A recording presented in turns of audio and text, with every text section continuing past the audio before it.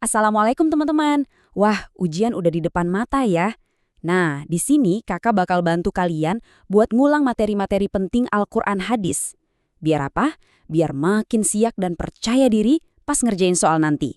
Yuk, semangat! Pasti banyak yang ngerasa, duh, materinya banyak banget, mulai dari mana ya? Wajar kok, tenang aja. Makanya kakak udah siapin rangkuman kilat ini biar kita bisa fokus ke hal-hal yang paling penting.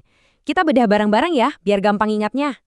Oke, ini dia peta belajar kita hari ini. Pertama, kita bakal ngulang cepet soal aturan baca atau tajwid.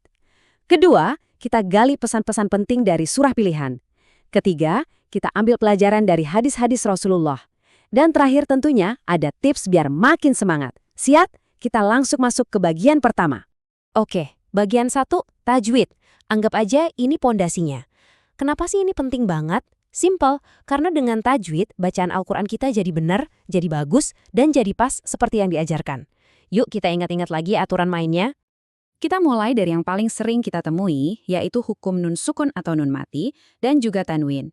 Intinya, ini tuh soal gimana cara baca huruf N kalau dia ketemu sama huruf-huruf tertentu. Ada 5 aturan utama yang wajib kita kuasai. Nah, coba perhatiin tabel ini. Pertama, idhar khalqi. Cara bacanya jelas. Jadi suara N-nya kedengeran tegas. Kedua, idgham bi gunnah. Bi itu artinya dengan, gunnah itu dengung. Jadi bacanya melebur sambil mendengung. Nah, kebalikannya, yang ketiga, idgham bila gunnah. Bila itu tanpa. Jadi melebur tapi tanpa dengung. Gampang kan bedainnya?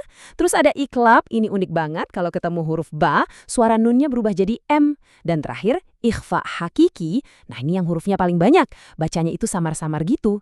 Kuncinya cuma satu, banyak latihan. Oke, setelah nun sukun, sekarang giliran mim sukun atau mim mati.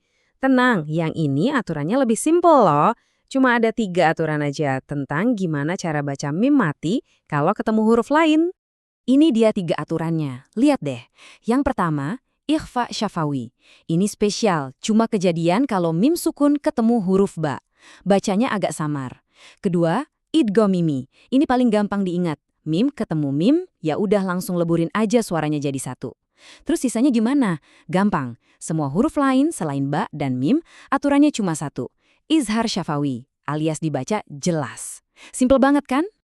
Terakhir soal tajwid, kita bahas huruf ro. Gampangnya gini aja, lihat huruf sebelumnya, kalau harokatnya fathah atau dhammah, bacanya tebel, ro. Itu namanya tafkhim, tapi kalau sebelumnya kasroh, bacanya tipis, ri. Itu tarkik. Udah, ingat 2 itu aja udah oke banget buat ujian nanti. Mantap, aturan bacanya udah kita ulang. Sekarang kita naik level yuk. Kita nggak cuma belajar cara baca yang benar, tapi juga coba ngerti apa sih pesan di balik beberapa surah penting yang sering keluar ujian. Kita mulai dari yang paling spesial, wahyu pertama yang turun ke Nabi Muhammad. Ini adalah perintah paling pertama dari Allah. Coba tebak, perintahnya apa? Iqra, yang artinya bacalah. Jadi pesan utama dari surah Al-Alaq itu jelas banget. Ilmu itu nomor 1. Belajar, membaca, cari tahu, itu semua perintah langsung dari Allah. Lalu kita ke surah Ad-Duha. Wah, surah ini rasanya kayak pelukan hangat dari Allah buat Nabi, buat ngeyakinin kalau Allah itu nggak pernah ninggalin beliau. Pelajaran buat kita, jelas sayangi anak yatim dan jangan pernah membentak orang yang meminta-minta. Nah, ayat yang ini benar-benar jadi pengingat keras buat kita semua. Coba deh, perhatiin. Allah bilang, celakalah orang yang sholat. Loh, kok bisa? Orang sholat kok malah celaka? Siapa ya yang dimaksud? Surah Al-Ma'un ngejelasin yang dimaksud itu adalah orang-orang yang sholatnya cuma formalitas aja. Ciri-ciri pendusta agama itu ada 2. Pertama, mereka yang nggak peduli sama anak yatim. Dan kedua, mereka yang lalai sama sholatnya. Sementara itu, di surah Al-Bayyinah, pesannya lebih lugas lagi. Kalau kamu beriman dan berbuat baik, balasannya surga. Sebaliknya, kalau kamu ingkar, balasannya neraka. Jelas banget kan? Oke, kita masuk ke bagian ketiga. Setelah Al-Quran, panduan hidup kita yang kedua adalah hadis. Gampangnya, hadis itu adalah semua perkataan dan perbuatan dari Nabi Muhammad. Yuk, kita ambil pelajaran berharga dari beberapa hadis pilihan ini ya. Ini salah satu hadis yang Masya Allah keren banget.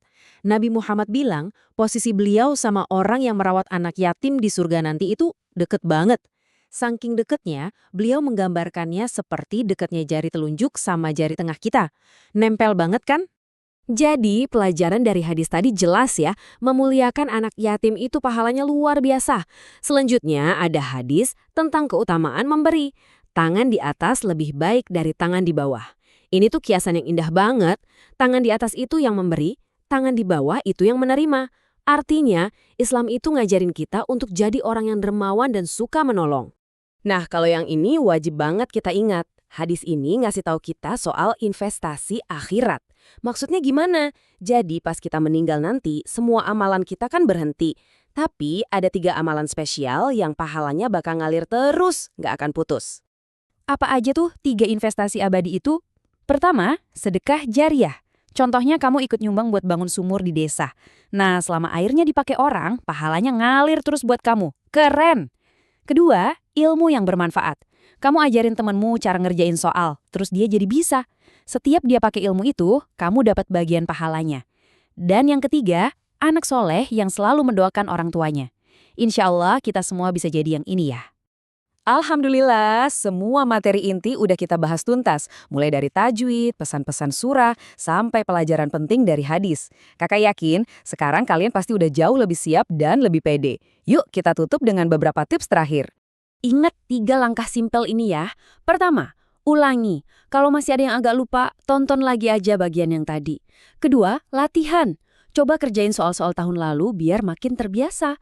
Dan yang paling penting, langkah ketiga, berdoa. Setelah kita usaha semaksimal mungkin, kita serahin hasilnya sama Allah. Usaha dan doa itu harus seimbang. Pokoknya ingat ya, kalian itu udah belajar, udah berusaha, kalian hebat. Sekarang tinggal percaya diri dan lakukan yang terbaik. Semoga Allah kasih kemudahan dan kelancaran buat kalian semua pas ngerjain soal nanti. Semangat ya, kamu semua pasti bisa.